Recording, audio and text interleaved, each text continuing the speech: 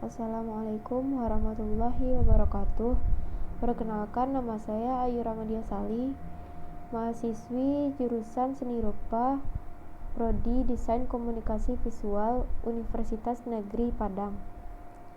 Pada kesempatan kali ini, saya ingin menjelaskan tentang materi kewirausahaan pada minggu pertama hingga minggu ke-7. Yang pertama, pengertian kewirausahaan. Secara harfiah, wira berarti berani, dan usaha berarti daya upaya. Secara istilah, kewirausahaan adalah hal-hal yang berhubungan dengan keberanian seseorang dalam menjalankan kegiatan bisnisnya. Tujuan kewirausahaan yaitu yang pertama, meningkatkan jumlah wirausaha yang berkualitas. Kedua, menyadarkan masyarakat atau memberikan kesadaran berwirausaha yang tangguh dan kuat terhadap masyarakat. Yang ketiga, yaitu menghasilkan kemajuan dan kesejahteraan masyarakat. Yang keempat, membudayakan semangat, sikap, perilaku, dan kemampuan kewirausahaan di kalangan masyarakat. Manfaat kewirausahaan. Yang pertama yaitu menambah daya tampung tenaga kerja. Yang kedua, sebagai generator pembangunan lingkungan pribadi, distribusi, pemeliharaan lingkungan, dan kesejahteraan. Yang ketiga, memberi contoh bagaimana bekerja keras, tekun, dan memiliki pribadi yang unggul yang patut diteladani. Yang keempat, mendidik karyawan agar menjadi orang yang mandiri, disiplin, tekun, jujur dalam menghadapi pekerjaan. Yang kelima, mendidik masyarakat hidup efisien dan sederhana. Lalu keuntungan kewirausahaan, yaitu yang pertama, terbuka lebar kesempatan untuk menjadi bos dalam perusahaan. Yang kedua, terbukanya peluang untuk memperoleh manfaat dan keuntungan secara maksimal. Yang ketiga, terbukanya peluang untuk memperlihatkan potensi wirausaha secara penuh. Yang keempat, terbuka peluang untuk membantu masyarakat dalam usaha. Yang kelima, yaitu terbukanya peluang untuk mencapai tujuan usaha yang dikehendaki. Mengapa berwirausaha itu penting? Yaitu yang pertama, agar mampu menatap masa depan dengan lebih baik. Yang kedua, itu agar berwirausaha diharapkan seseorang mampu mandiri, membuka lapangan kerja bagi orang lain. Yang ketiga, yaitu agar menjadi bos bagi usahanya atau lebih baik membayar gaji daripada menjadi orang gajian. Kemudian, pengembangan kewirausahaan. Tahapan pengembangan usaha. Yang pertama yaitu memiliki ide usaha. Awal usaha seseorang wirausaha berasal dari suatu ide usaha.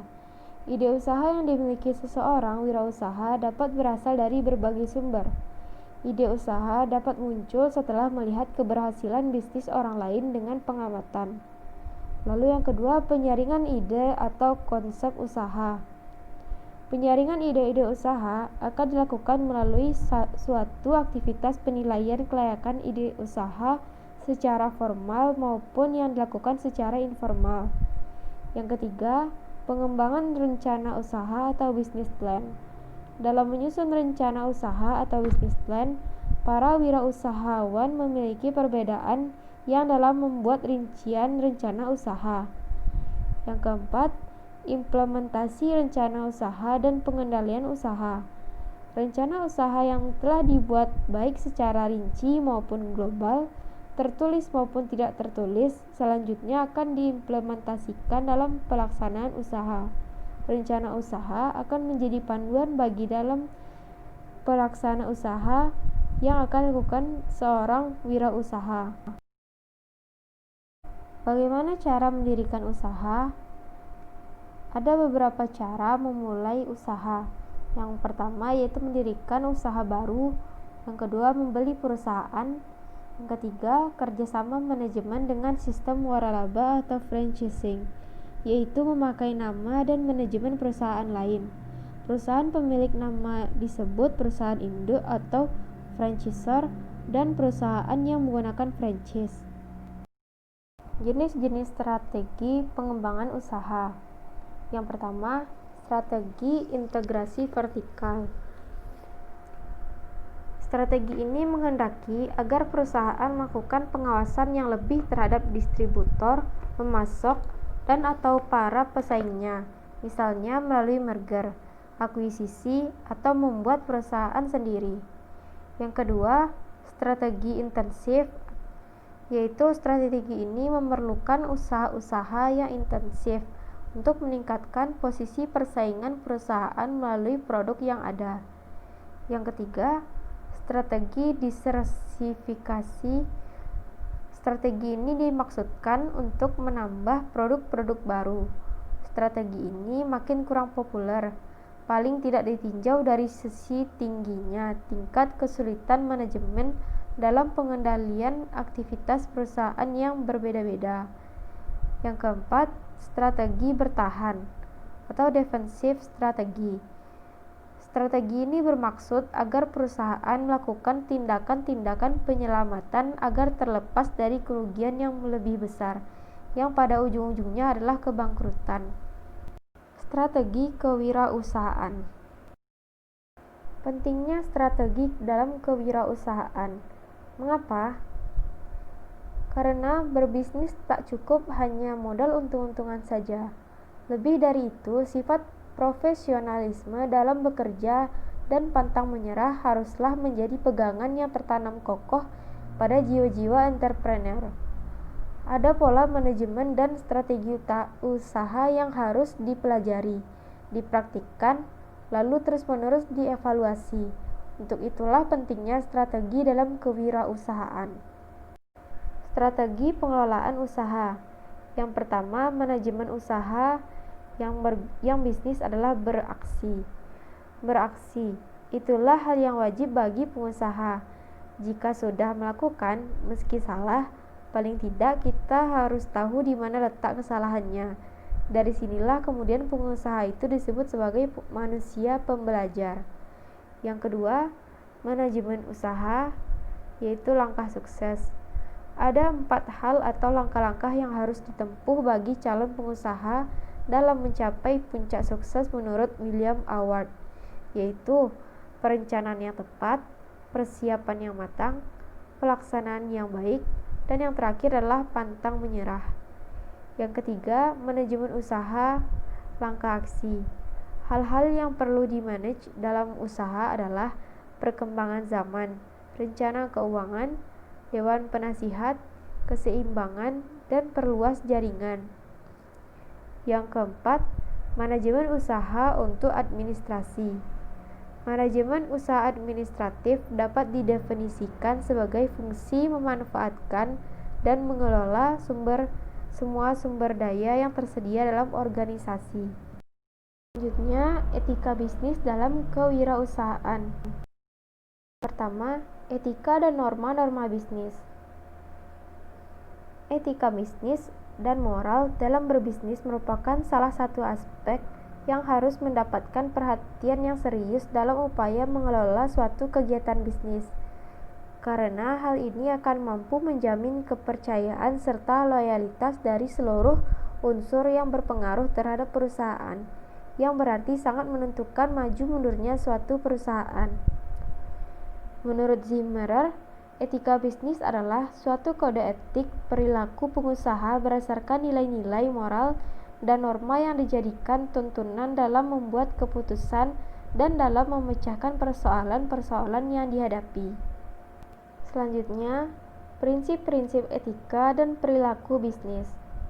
Yang pertama yaitu kejujuran atau honesty, yaitu penuh kepercayaan, bersifat jujur, sungguh-sungguh, terus terang, tidak curang, tidak mencuri, tidak menggelapkan, dan tidak berbohong.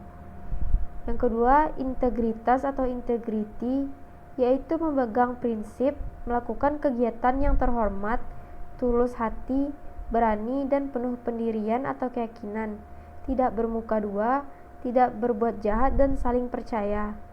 Yang ketiga, memelihara janji atau promise keeping, yaitu selalu mentaati janji, patut dipercaya, penuh komitmen, patuh, jangan menginterpretasikan persetujuan dalam bentuk teknikal atau legalistik dengan dalih ketidakrelaan.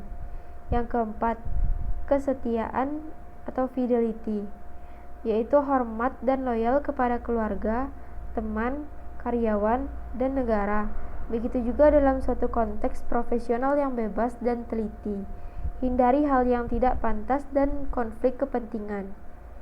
Yang kelima, kewajaran atau keadilan atau fairness, yaitu berlaku adil dan berbudi luhur, bersedia untuk mengakui kesalahan, dan perlihatkan komitmen keadilan, persamaan perlakuan individual, dan toleran terhadap perbedaan.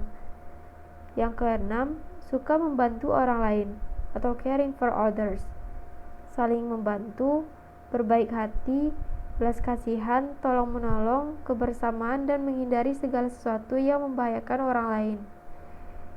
Yang ketujuh, hormat kepada orang lain atau respect for others, menghormati martabat manusia, menghormati kebebasan dan hak untuk menentukan nasib sendiri bagi semua orang, bersopan santun, jangan merendahkan orang lain, dan jangan merendahkan martabat orang lain. Yang kedelapan, warga negara yang bertanggung jawab atau responsibility citizenship, yaitu selalu mentaati hukum atau aturan, penuh kesadaran sosial, menghormati proses demokrasi dalam mengambil keputusan. Yang kesembilan, mengejar keunggulan atau pursuit of excellence, yaitu mengejar keunggulan dalam segala hal, baik dalam pertemuan personal maupun pertanggungjawaban profesional, tekun dan dapat dipercaya atau diandalkan. Yang ke-10, dapat dipertanggungjawabkan atau accountability, yaitu memiliki tanggung jawab, menerima tanggung jawab atas keputusan dan konsekuensinya, dan selalu memberi contoh. Selanjutnya, wirausaha sosial. Apa itu wirausaha sosial? Kewirausahaan sosial adalah disiplin ilmu yang menggabungkan antara kecerdasan berbisnis, inovasi, dan tekad untuk maju ke depan. Wirausaha sosial melihat masalah sebagai peluang untuk membentuk sebuah model bisnis baru yang bermanfaat bagi pemberdayaan masyarakat sekitar. Elemen kewirausahaan sosial. Yang pertama yaitu social value, ialah nilai sosial ini yang menekankan bahwa kewirausahaan sosial memiliki peran dalam menciptakan kebermanfaatan sosial. Yang kedua, civil society adalah kewirausahaan sosial yang membutuhkan peran masyarakat sipil secara luas dalam mengoptimalkan modal sosial yang ada.